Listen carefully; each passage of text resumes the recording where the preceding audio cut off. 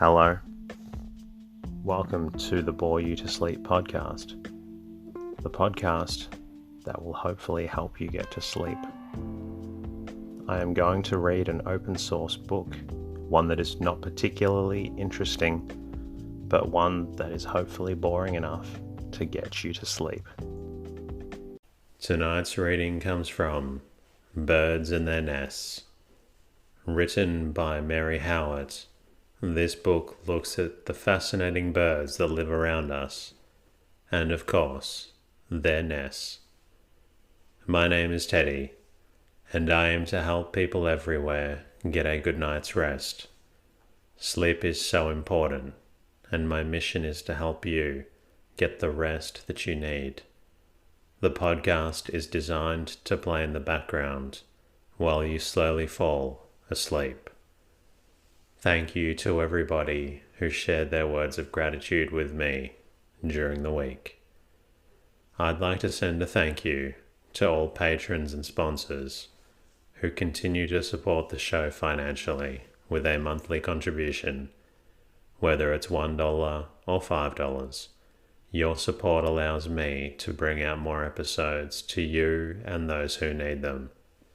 If you would like to sponsor the show, because the podcast helps you fall asleep, please visit boreyoutosleep.com. It would also be amazing, if you do enjoy the show, to leave a review and comment in iTunes or Spotify, and if you're not already, be sure to subscribe to the podcast. If you would like to say hello to me, you can say hello at boreyoutosleep.com. Also on Instagram and Twitter at boreyoutosleep. In the meantime, lie back, relax, and enjoy the readings. Birds and Their Nests. Introductory chapter. The birds in these pictures of ours have all nests, which is as it should be, for how could the bird rear its young without its little home and soft little bed? Any more than children should be comfortably brought up without either a bed to lie upon, or a home in which to be happy. Birds' nests, though you may find them in every bush, are wonderful things. Let us talk about them. They are all alike in the purpose for which they are intended. But no two families of birds build exactly alike. All the wrens, for instance, have their kind of nest. The thrushes have theirs, so has the swallow tribe, so has the sparrow or the rook. They do not imitate one another, but each adheres to its own plan, as God, the great builder and artist, as well as Creator, taught them from the very beginning. The first nightingale that sang its hymn of joyful thanksgiving in the Garden of Paradise built its nest just the same as the bird you listened to last year in the coppice. The materials were there, and the bird knew how to make use of them, and that is perhaps the most wonderful part of it, for she has no implements to work with, no needle and thread, no scissors, no hammer, and nails, nothing but her own little feet and bill, and her round little breast, upon which to mould it, for it is generally the mother bird which is the chief builder. No sooner is the nest wanted for the eggs which she is about to lay, than the hitherto slumbering faculty of constructiveness is awakened, and she selects the angle of the branch, or the hollow in the bank or in the wall, or the tangle of reeds, or the platform of twigs on the treetop, exactly the right place for her, the selection being always the same according to her tribe, and true to the instinct which was implanted in her at the first. So the building begins, dry grass or leaves, little twigs and root fibres, hair or down, whether of feather or winged seed, spangled outside with silvery lichen, or embroidered with green mosses, less for beauty perhaps, though it is so beautiful, than for the bird's safety, because it so exactly imitates the bank or the tree trunk in which it is built. Or it may be that her tenement is clay-built, like that of the swallow, or lath and plaster, so to speak, like an old country house, as is the fashion of the magpie, or a platform of rude sticks, like the first rudiment of a basket up in the tree branches, as that of the wood pigeon. She may be a carpenter like the woodpecker, a tunneler like the sand martin, or she may knead and glue together the materials of her nest, till they resemble thick felt. But in all this she is exactly what the great Creator made her at first, equally perfect in skill, and equally undeviating year after year. This is very wonderful, so that we may be quite sure that the sparrow's nest, which David remarked in the house of God, was exactly the same as the sparrow built in the days of the blessed Saviour, when he, pointing to that bird, made it a proof to man that God's providence ever watches over him. Nevertheless, with this unaltered and unalterable working after one pattern, in every species of bird, there is a choice or an adaptation of material allowed. Thus the bird will, within certain limits, select that which is fittest for its purpose, producing, however, in the end, precisely the same effect. I will tell you what Jules Michelet, a French writer, who loves birds as we do, writes on the subject. The bird in building its nest, he says, makes it of that beautiful cup-like or cradle form from pressing it down, kneading it, and shaping it her own breast. He says, as I have told you, that the mother bird builds, and the he-bird is the purveyor.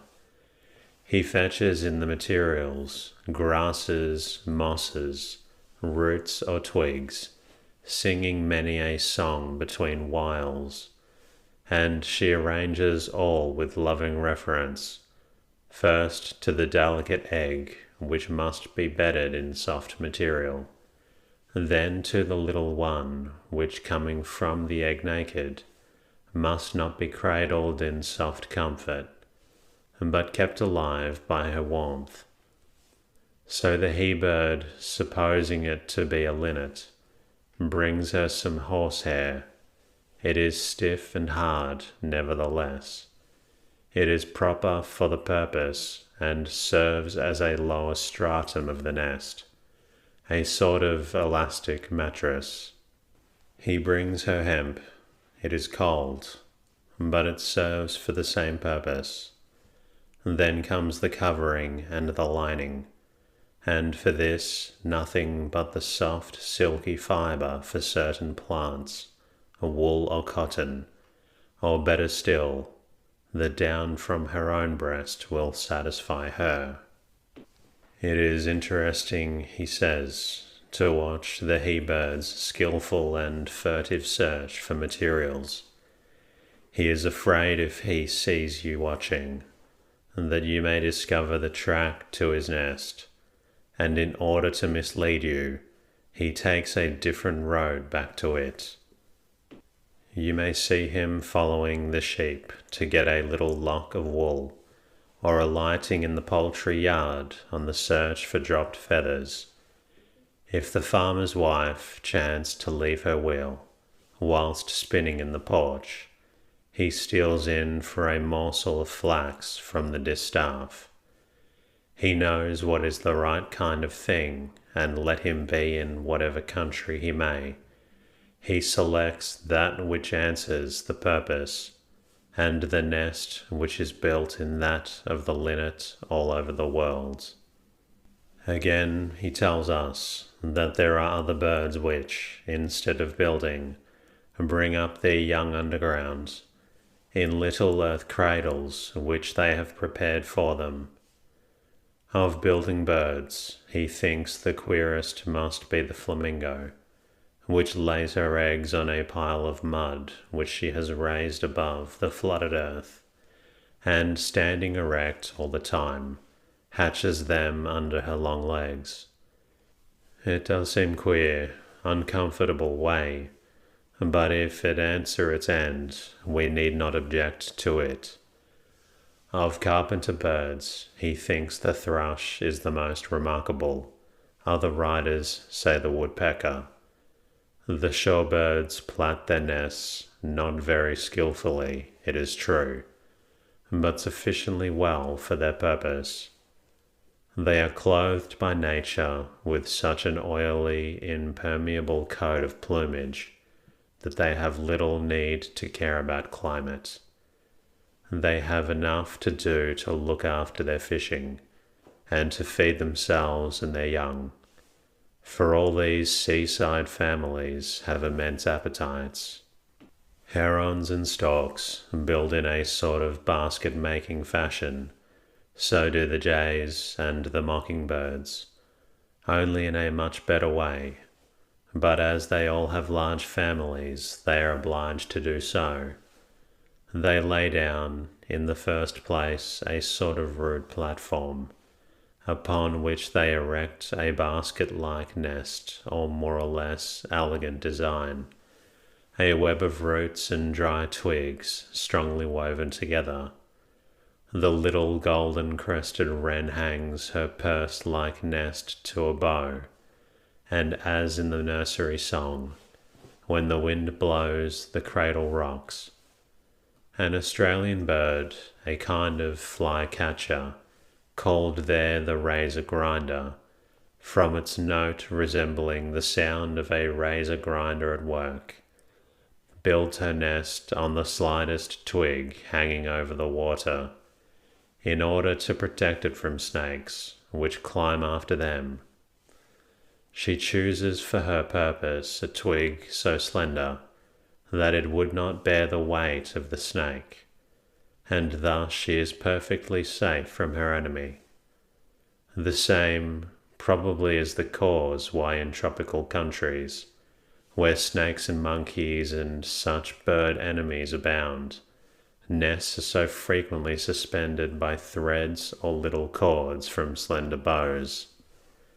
The canary, the goldfinch, and the chaffinch are skilful cloth weavers or felt makers. The latter, restless and suspicious, speckles the outside of a nest with a quantity of white lichen, so that it exactly imitates the tree branch on which it is placed, and can hardly be detected by the most accustomed eye. Gluing and felting play an important part in the work of the bird weavers. The hummingbird, for instance, consolidates her little house with the gum of trees. The American starling sews the leaves together with her bill. Other birds use not only their bills, but their feet. Having woven a cord, they fix it as a web with their feet and insert the weft, as the weaver would throw his shuttle with their bill. These are genuine weavers. In fine, their skill never fails them. The truth is that the great Creator never gives any creature work to do without giving him, at the same time, an inclination to do it, which in the animal is instinct, and tools sufficient for the work, though they may be only the delicate feet and bill of the bird. Truly the little wren, so beautifully depicted by Mr. Harrison Weir, with her tiny body, her pretty, lively and conceited ways, her short, little turned-up tail, and delicate plumage, is worthy of our tender regard and love. The colouring of the wren is soft and subdued, a reddish-brown colour, the breast of a light greyish-brown, and all the hinder parts, both above and below, marked with wavy lines of dusky brown, with 2 bands of white dots across the wings. Its habits are remarkably lively and attractive. I know no pleasanter object, says the agreeable author of British Birds, than the wren. It is also so smart and cheerful. In gloomy weather other birds often seem melancholy, and in rain the sparrows and finches stand silent on the twigs, with drooping wings and disarranged plumage, but to the merry little wren all weathers are alike. The big drops of the thunder shower no more wet it than the drizzle of a Scotch mist, and as it peeps from beneath a bramble or glances from a hole in the wall, it seems as snug as a kitten frisking on the parlour rug. It is amusing, he continues, to watch the motions of a young family of wrens just come abroad, walking among furze, broom and juniper. You are attracted to some bush by hearing issue from it the frequent repetition of a sound resembling the syllable chit. On going up, you perceive an old wren flitting about the twigs, and presently a young one flies off, uttering a stifled chirr to conceal itself among the bushes. Several follow, whilst the parents continue to flutter in great alarm, uttering their chit, chit, with various degrees of excitement. The nest of the wren is a wonderful structure, of which I shall have a good deal to say. It begins building in April, and is not by any means particular in situation. Sometimes it builds in the hole of a wall or tree, sometimes, as in lovely little picture of ours, in the mossy hollow of a primrose-covered bank, and because it was formerly supposed to live only in holes or little bird caves, it receives the name of troglodytes or cave dweller. But it builds equally willingly in the thatch of outbuildings, in barn lofts or tree branches, either when growing apart or nailed against a wall, amongst ivy or other climbing plants. In fact, it seems to be of such a happy disposition as to adapt itself to a great variety of situations. It is a singular fact that it will often build several nests in one season, not that it needs so many separate dwellings or that it finishes them when built, but it builds as if for the very pleasure of the work.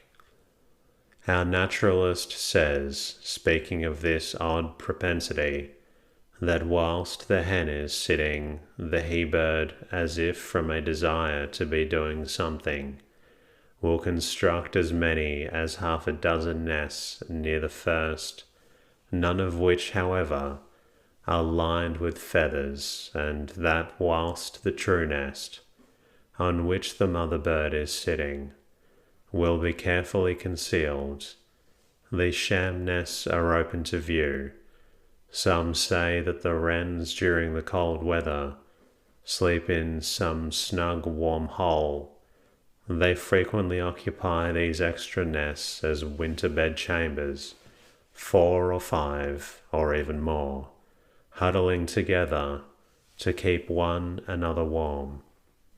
Mr. Weir, a friend of the author I have just quoted, says this was the case in his own garden, and that during the winter, when the ground was covered with snow, 2 of the extra nests were occupied at night by a little family of 7, which had hatched in the garden, He was very observant of their ways, and says it was amusing to see one of the old wrens, coming a little before sunset and standing a few inches on the nest, utter his little cry till the whole number of them had arrived.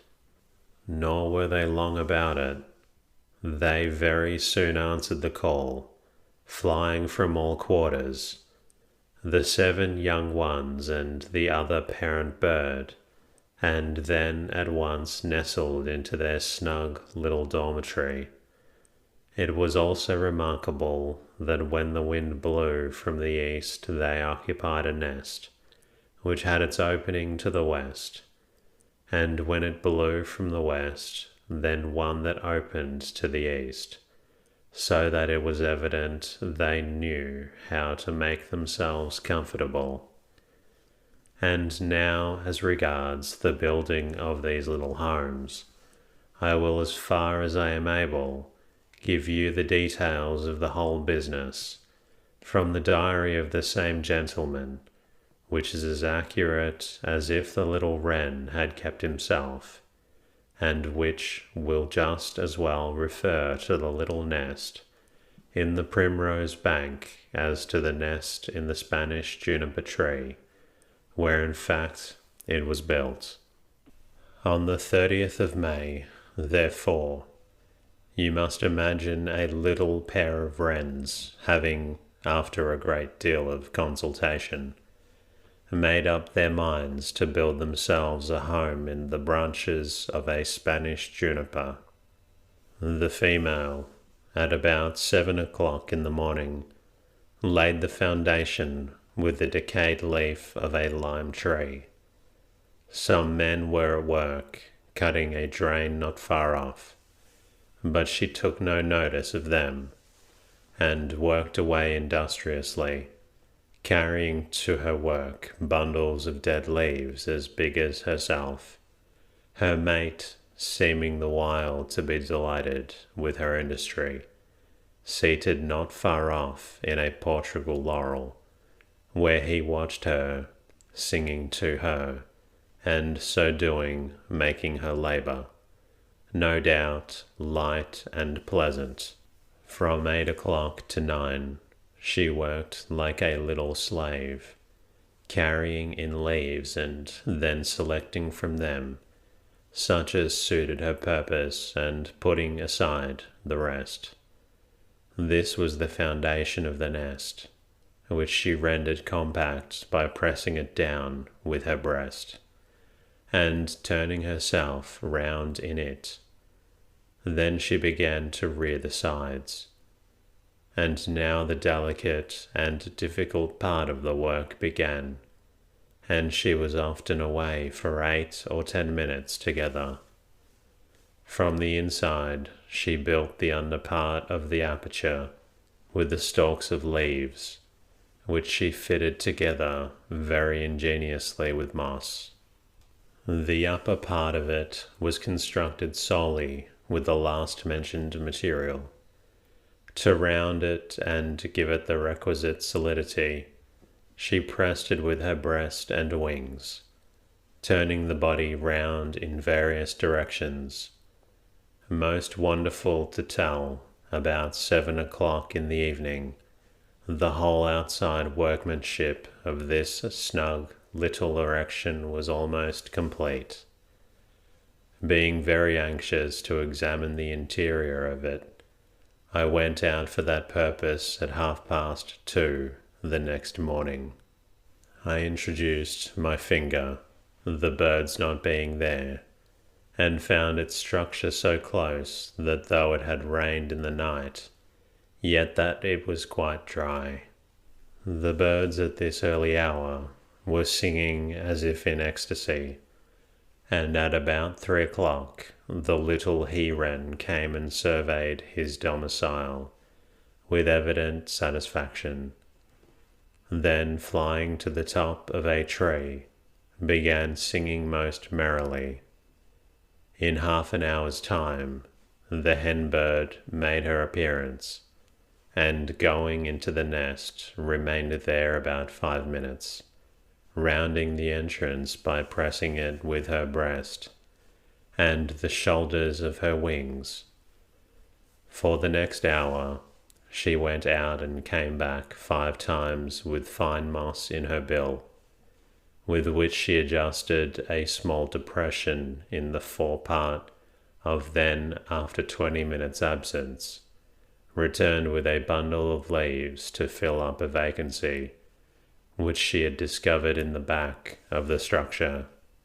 Although it was a cold morning, with wind and rain, the male birds sang delightfully, but between 7 and 8 o'clock, either having received a reproof from his wife for his indolence, or being himself seized with an impulse to work, he began to help her, and for the next 10 minutes brought in moss and worked at the inside of the nest.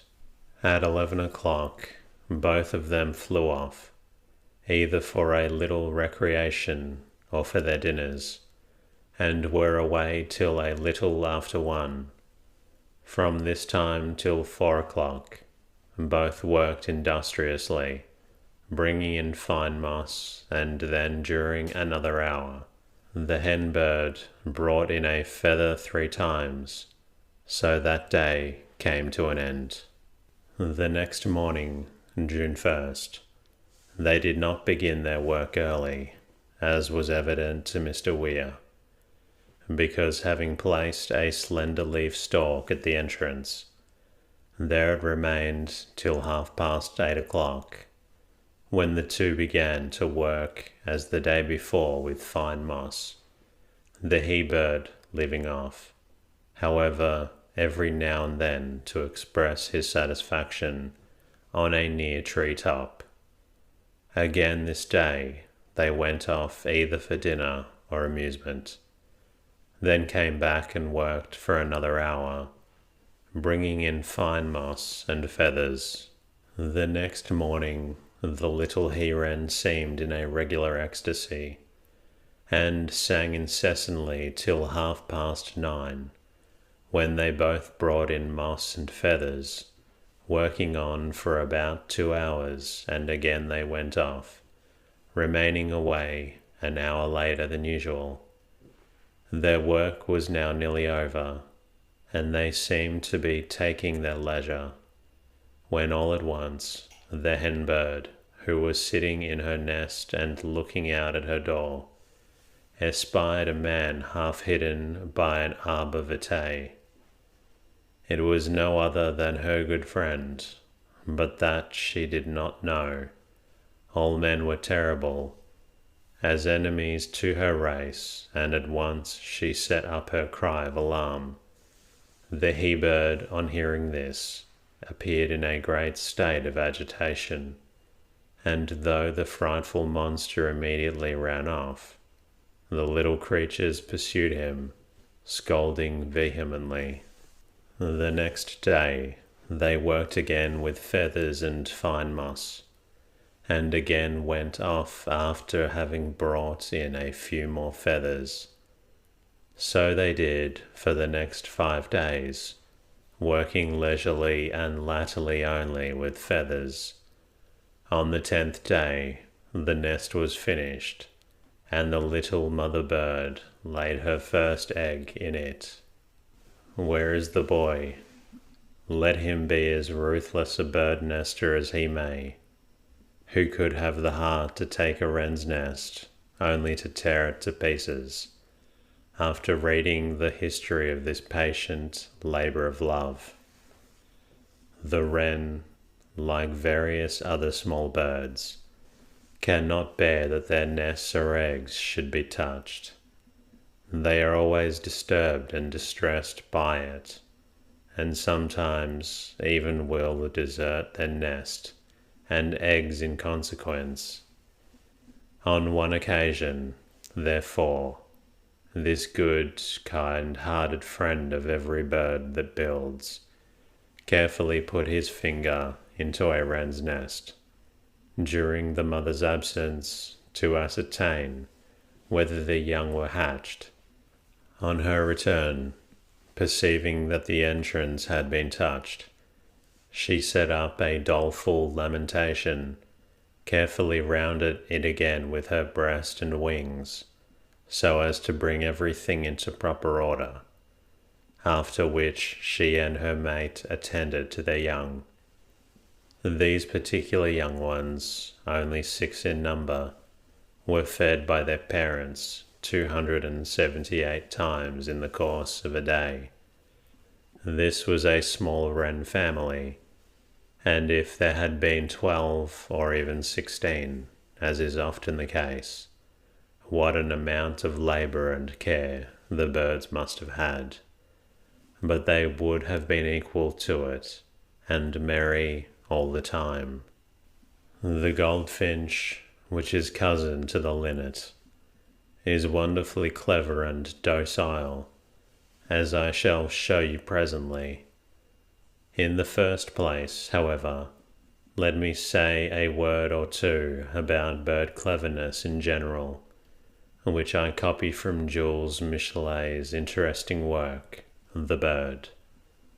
Speaking of the great, cruel, and rapacious family of the raptors, or birds of prey, he expresses satisfaction in the idea that this race of destroyers is decreasing, and that there may come a time when they no longer exist on the earth. He has no admiration for them. They may be the swiftest of the swift and the strongest of the strong, because they put forth none of the higher qualities of courage, address, or patient endurance in taking their prey, which are all weak and powerless in comparison with themselves, their poor, unoffending victims. All these cruel tyrants of the air, he says, like the serpents, have flattened skulls which show the want of intellect and intelligence. These birds of prey, with their small brains, offer a striking contrast to the amiable and intelligent species which we find amongst the smaller birds. The head of the former is only a beak, that of the latter is a face. Afterwards, to prove the more strongly, he gives a table to show the proportion of brain to the size of the body in these different species of birds. Thus the chaffinch, the sparrow, and the goldfinch have more than 6 times as much brain as the eagle in proportion to the size of the body. We may look, therefore, for no less than 6 times his intelligence and docile ability, whilst in the case of the little tomtit it is 13 times as much. But for now, the goldfinch of which our cut, which is both faithful and beautiful, shows us a pair evidently contemplating with much satisfaction the nest which they have just finished on one of the topmost boughs of a blossomy apple tree. This nest is a wonderful little fabric, built of moss, dry grass, and slender roots, lined with hair and wool and thistle down. But the true wonder of the nest is the exact manner in which the outside is made to intimate the bough upon which it is placed. All its little ruggedness and lichen growths are represented, whilst the colouring is so exactly that of the old apple tree that is almost impossible to know from the branch itself. Wonderful ingenuity of instinct, which human skill would find it almost impossible to imitate. The bird lays mostly 5 eggs, which are of bluish grey spotted, with greyish purple or brown, and sometimes with a dark streak or 2. And that concludes tonight's readings. I hope you've enjoyed listening to this story, and I also hope that it's made you drowsy. If you're not quite tired yet, please feel free to listen to another episode. In the meantime, I'll be looking to bring you a new episode very soon.